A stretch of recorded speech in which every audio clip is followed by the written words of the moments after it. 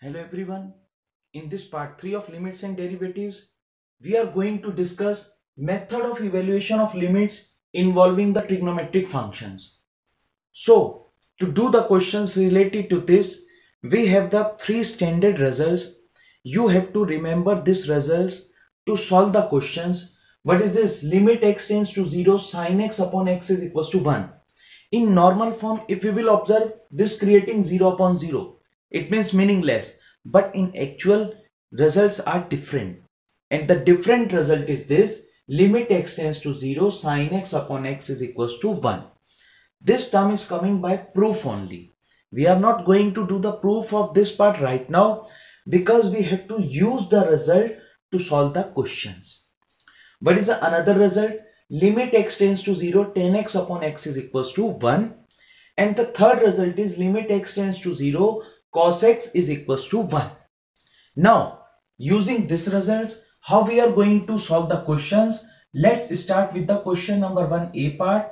We have to find out limit x tends to 0, sin 5x upon x.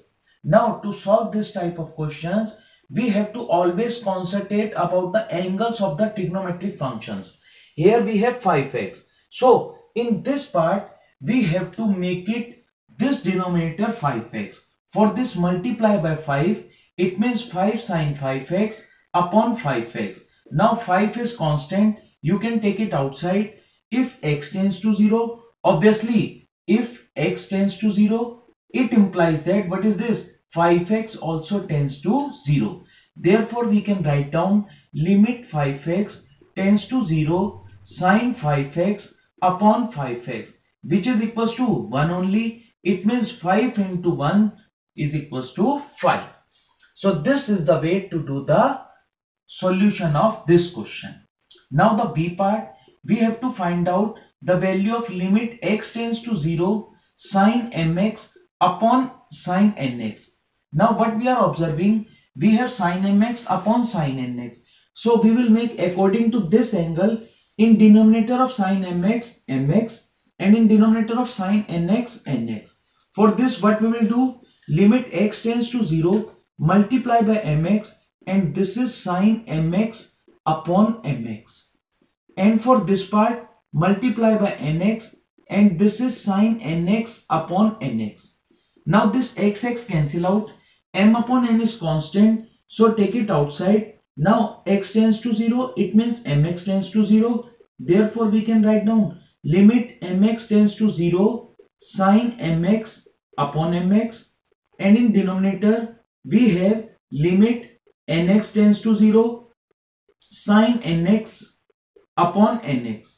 So this is also 1, this is also 1. It means the result is m upon n.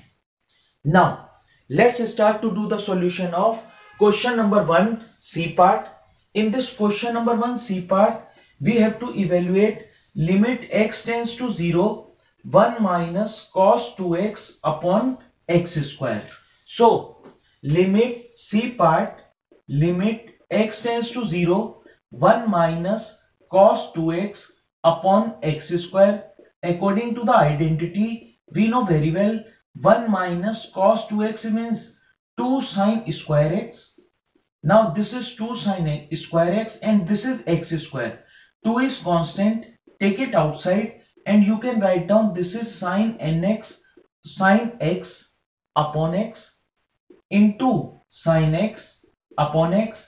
Now take it this limit separate. It means limit x tends to 0 sin x upon x into limit x tends to 0 sin x upon x. It means this become 2 into 1, which is 2 only, and this is the answer for this part. Now in this D part, limit x tends to 0 sin ax plus bx upon, what is this, ax plus sin bx. Now we can do one thing. What we have to do, take x common from numerator and denominator. Once we will do this thing, what this become, sin ax upon x plus b upon a plus sin bx upon x. Now this is limit x tends to 0, sine ax. It means to make it angle a, denominator ax, multiply by a sine ax upon ax plus b upon a plus b sine bx upon bx. Now distribute this limit. It means this become a into limit ax tends to 0 sine ax upon ax, this b as it is because this is the constant term, upon this a as it is because this is the constant term, b into limit bx tends to 0 sine bx upon bx. This is also 1, this is also 1. It means we will get a plus b upon a plus b, and a plus b upon a plus b is always equals to 1. So this is the answer for this part.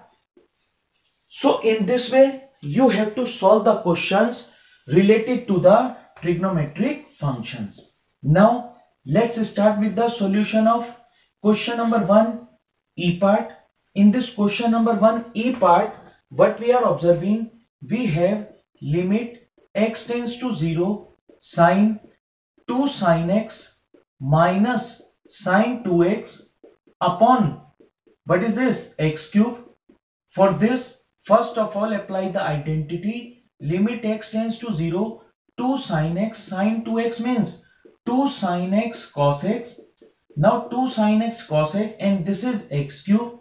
So what is the common part? Limit x tends to 0 2 sine x is common. So what this become? 1 minus cos x, and you know very well this is 1 minus cos x. According to the identity, 2 is constant, take it outside, sine x. This is 1 minus cos x means 2 sine square x by 2, and this is upon x cube. 2 and 2 4, it means 2 into 2 4. Limit x tends to 0. Now make it separate, sine x upon x into sine x by 2 upon x is there, make it by 2, multiply by 2. In the same way, sine x by 2 into x by 2. Now this 2 into 2 4, this 4 and 4 cancel out. Now keep the limit separate. Once you will keep the limit separate, this become limit x tends to 0 sine x upon x into limit x by 2 tends to 0 sine x by 2 upon x by 2 into limit x by 2 tends to 0 sine x by 2 upon x by 2, and this is 1 only because 1 into 1 is equals to 1. So this is the proper way to solve the question. Now let's start to do the solution of question number 1 F part. In this part we have to evaluate limit x tends to pi sine x upon x minus pi. So for this, let x minus pi is equals to y. If x tends to pi, what we are observing? We are observing y tends to 0. So this become limit y tends to 0 sine pi plus y upon y only. You know very well sine 180 minus theta means minus sine theta. So this become limit y tends to 0 sine y upon y, which is equals to 1. Therefore the result is minus 1. Now in this g part we have limit x tends to pi sine pi minus x upon, what is this, pi into pi minus x. First of all we will make this x positive. It means we will take minus common from this part and minus common from this part. So this becomes sine minus x minus pi upon, what is this, pi as it is, take minus common, this is x minus pi. Now sine minus theta means minus sine theta. It means this minus minus cancel out. This becomes sine x minus pi upon, what is this, pi into x minus pi. Now same thing, if we will consider, let x minus pi is equals to y. If x tends to pi, what implies that? It implies that y tends to 0. It means this become limit y tends to 0 sine y upon y. Here pi is constant, so this become 1 upon pi because pi is common constant in denominator, and this is 1 upon pi into 1. So the resultant is 1 upon pi. So on the basis of this explanation, you have to Try to solve other questions. Don't forget to give the answer of this question in comment box. Thanks and God bless you.